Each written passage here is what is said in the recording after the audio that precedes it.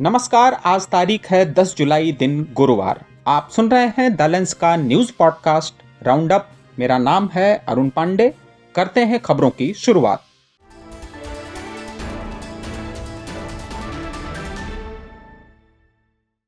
बिहार में मतदाता सूची के विशेष गहन पुनरीक्षण अभियान पर फिलहाल रोक नहीं लगेगी। सुप्रीम कोर्ट ने चुनाव आयोग को राहत देते हुए सुझाव दिया कि आधार, राशन कार्ड और वोटर आईडी जैसे दस्तावेजों को मतदाताओं के पहचान के तौर पर लिया जाए। इस मामले में अब अगली सुनवाई 28 जुलाई तय की गई है। इससे पहले आयोग 25 जुलाई तक यह सर्वे पूरा कर लेगा। राजद सांसद मनोज झा, टीएमसी सांसद महुआ मित्रा और अन्य ने चुनाव आयोग के इस सर्वे के खिलाफ याचिका दायर की थी। कोर्ट ने कहा कि मतदाता सूची ठीक करना जरूरी है, लेकिन आयोग यह तय नहीं कर सकता कि कौन नागरिक है। साथ ही कोर्ट ने सवाल उठाया कि आखिर चुनाव से ठीक पहले यह कदम क्यों उठाया गया। याचिकाकर्ताओं का कहना था कि बूथ लेवल ऑफिसर को नागरिकता तय करने का अधिकार देना गलत है। उधर कांग्रेस और सांसद शशि थरूर के बीच एक बार फिर मतभेद सतह पर आ गए हैं। इस बार मुद्दा है 1975 का आपातकाल। थरूर ने इसे भारत के इतिहास का काला अध्याय बताया और संजय गांधी के जबरन नसबंदी कार्यक्रम की कड़ी आलोचना की। मलयाली अखबार दीपिका में अपने लेख में थरूर ने कहा कि आपातकाल के नाम पर क्रूरता हुई, झुग्गी झोपड़ियां तोड़ी गईं और हजारों लोग बेघर हुए। उन्होंने इंदिरा गांधी और संजय गांधी के फैसलों पर सवाल उठाते हुए इससे सबक सीखने की जरूरत बताई। दूसरी ओर शिवसेना ठाकरे गुट के वरिष्ठ नेता संजय राउत ने आज एक बड़ा बयान दिया।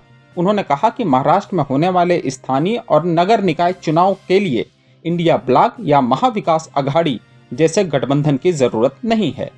मुंबई में पत्रकारों से बातचीत के दौरान राउत ने यह भी बताया कि जनता का जोरदार दबाव है कि ठाकरे गुट की शिवसेना और राज ठाकरे की महाराष्ट्र नवनिर्माण सेना मिलकर इस चुनाव में उतरें। हालांकि राउत ने साफ किया कि चूंकि अभी चुनाव की तारीखों का ऐलान नहीं हुआ है, इसलिए सही समय आने पर इस बारे में फैसला लिया जाएगा।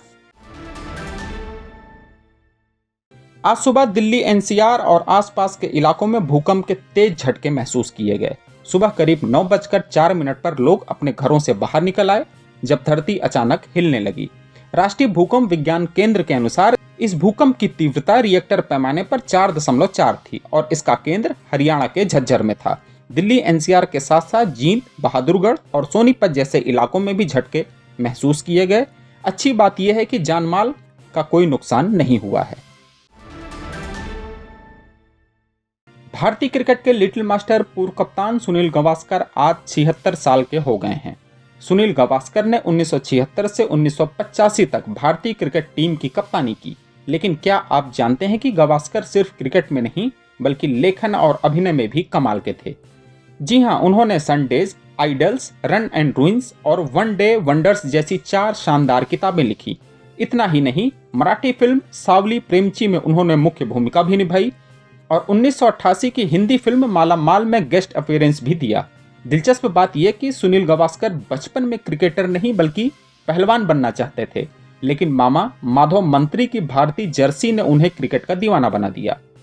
गावस्कर ने 6 मार्च 1971 को वेस्टइंडीज के खिलाफ पोर्ट ऑफ स्पेन में टेस्ट डेब्यू किया।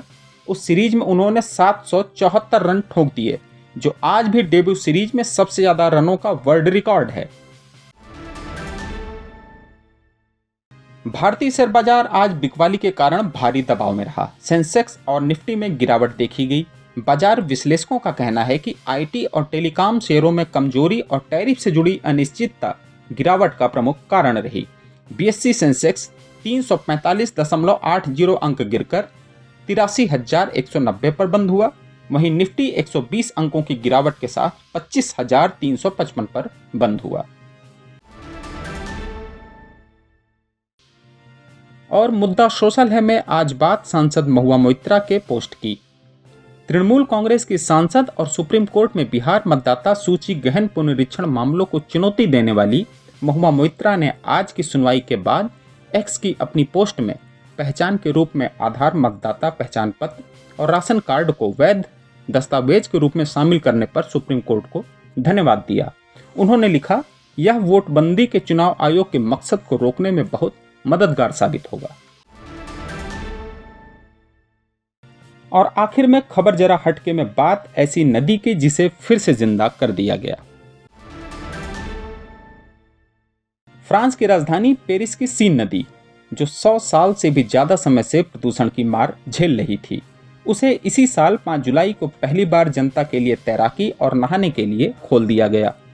ब्रासमारी, आईफल टावर और पूर्वी पेरिस 3 नियंत्रित जोन में हर दिन 1000 से ज्यादा लोग इस नदी में तैर सकेंगे और ये व्यवस्था 31 अगस्त तक जारी रहेगी।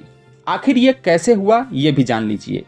पेरिस ओलंपिक 2024 ने इस बदलाव को रफ्तार दी।